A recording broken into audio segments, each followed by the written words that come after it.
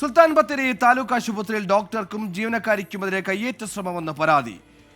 Gynaecology ഒപിയിൽ ഗർഭിണിക്കൊപ്പം എത്തിയ ആളാണ് ആക്രമിച്ചതെന്ന് പരാതിയിൽ പറയുന്നു. സംഭവത്തിൽ ആശുപത്രി സ്റ്റാഫ് കൗൺസിൽ പ്രതിഷേധിച്ചു. സുൽത്താൻ ബത്തേരി പോലീസിൽ പരാതിയും നൽകി.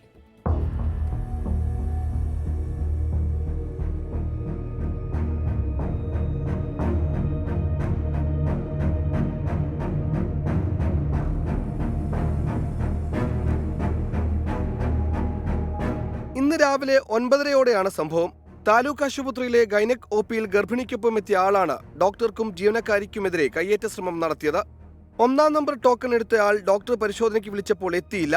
പിന്നീട് 6-ാം നമ്പറുകാരെ പരിശോധിക്കുന്നതിനിടയിൽ ഒപിയിൽ കിടന്ന് ബഹളം വെക്കുകയും വാതിൽ കൊട്ടിയടച്ച ഭിന്നശേഷിക്കാരെ ജീവനക്കാരെ തള്ളിയിട്ടു എന്നാണ് പരാതിയിൽ പറയുന്നത്.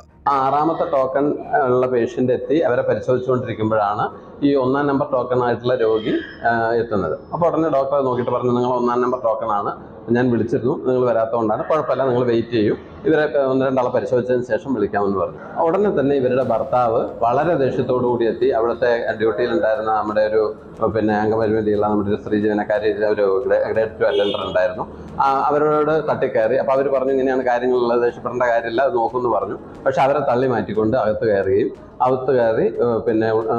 പരിശോധിച്ചുകൊണ്ട് രോഗിയെ പരിശോധിച്ചുകൊണ്ടിരിക്കുന്ന ഡോക്ടറുടെ നേരെ വളരെ മോശമായ രീതിയിൽ അവരുടെ കസേരയിലടക്കം പിടിച്ചുകൊണ്ട് വാതിൽ അടച്ചുകൊണ്ട് സാറിന് നേരെ വളരെ ഒരു കയ്യേറ്റ ശ്രമത്തിനുള്ള ഒരു പരിപാടിയാണ് അവിടെ നടന്നത്. സംഭവത്തിൽ സ്റ്റാഫ് കൗൺസിലിന്റെ നേതൃത്വത്തിൽ ആശുപത്രിയിൽ പ്രതിഷേധ കൂട്ടായ്മ സംഘടിപ്പിച്ചു. കൂടാതെ കുറ്റക്കാരനെതിരെ ശക്തമായ നടപടി ആവശ്യപ്പെട്ട് സുൽത്താൻ ബത്തേരി പോലീസിൽ പരാതി നൽകുകയും ചെയ്തു. 24 വയനാട്.